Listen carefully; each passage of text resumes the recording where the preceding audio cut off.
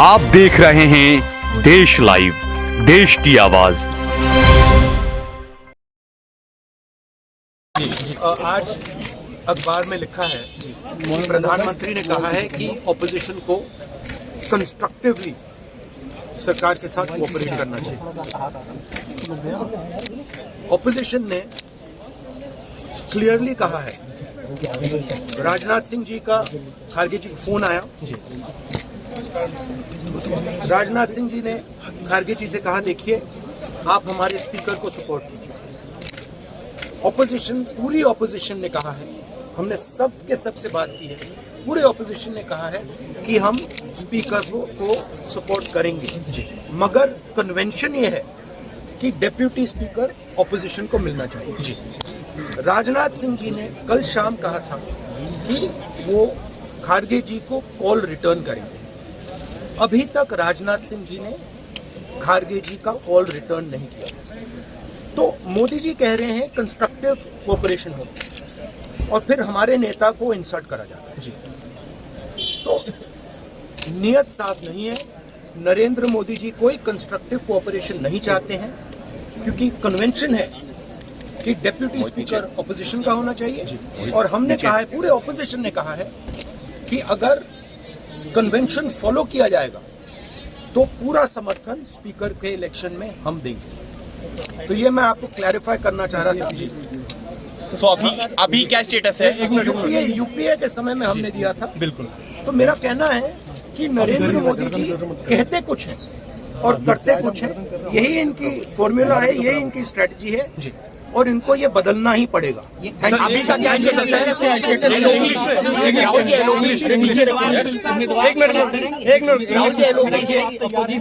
Issue क्या है कि पूरा देश जानता है कि प्रधानमंत्री के शब्दों का कोई मतलब नहीं। प्रधानमंत्री कहते हैं कोऑपरेशन होनी चाहिए, सबको मिलकर काम करना चाहिए, बाहर वो कहते हैं और अंदर कुछ और करते हैं। और हमारे लीडर को कहा गया कि कॉल रिटर्न होगा, अभी तक कॉल रिटर्न नहीं हुआ है।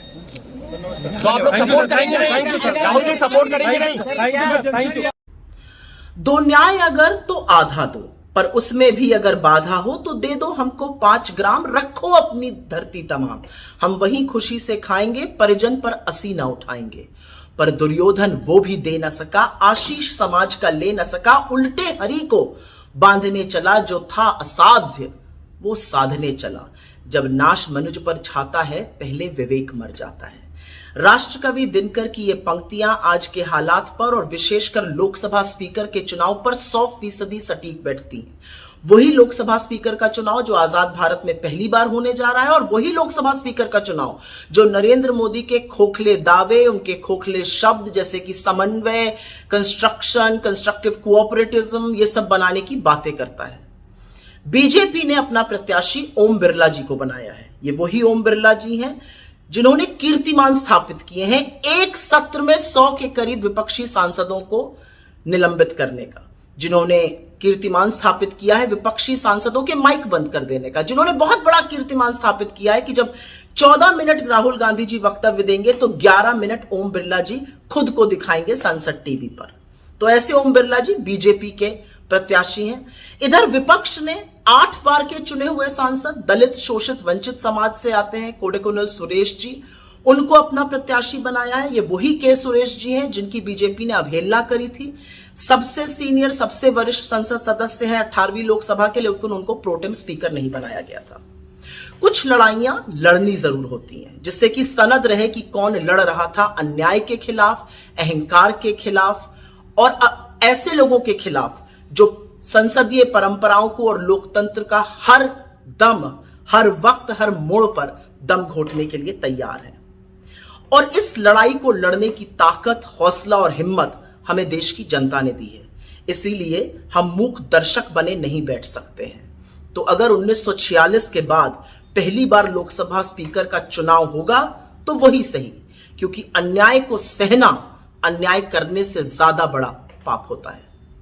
कहा गया था कि डिप्टी स्पीकर का पद मिलेगा तो हम कंसेंसस बनाएंगे, नहीं तो उम्मीदवार। अब के सुरेश जी उम्मीदवार हैं इंडिया ब्लॉक की तरफ से, कैसे देखते हैं? देखिए, अगर प्रधानमंत्री मोदी जी का बुलडोजर वाला एटीट्यूड नहीं बदलता तो हमें भी अपनी तरीके से संघर्ष करना पड़ेगा।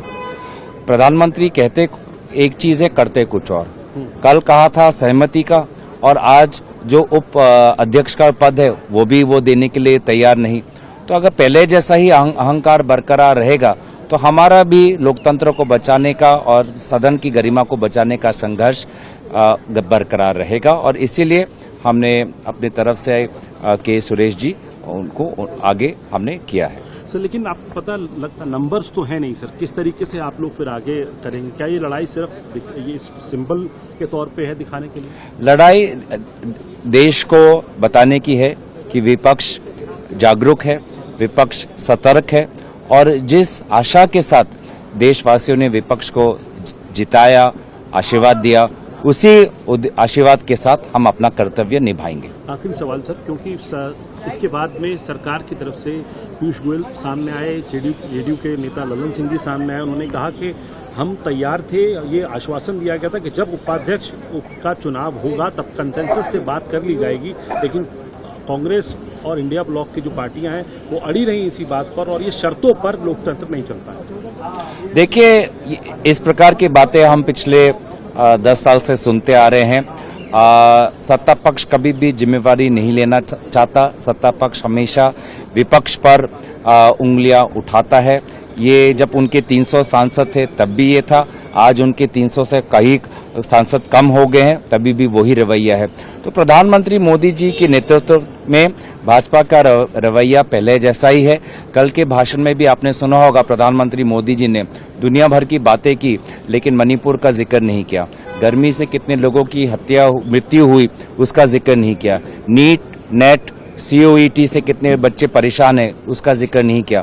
जम्मू में जो हिंसा हुआ, उत्तर पूर्वांचल में जो बाढ़ हुई, विभिन्न जगहों पर जो पुल टूट रहे हैं, सभी का जिक्र नकारते हुए उन्होंने देश के वर्तमान की जो सबसे बड़ी मुद्दे हैं, समस्या हैं, उनको नकारा है। तो ये जो अहंकार का जो उनका स्वभाव है वो उसको हमें तोड़ना है।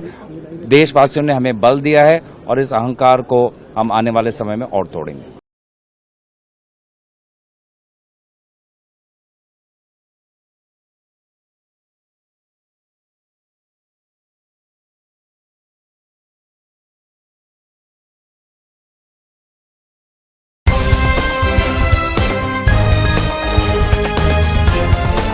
देश और दुनिया की तमाम छोटी और बड़ी खबरों के लिए हमारे चैनल को सब्सक्राइब करना न भूलें और बेल का बटन जरूर दबाएं।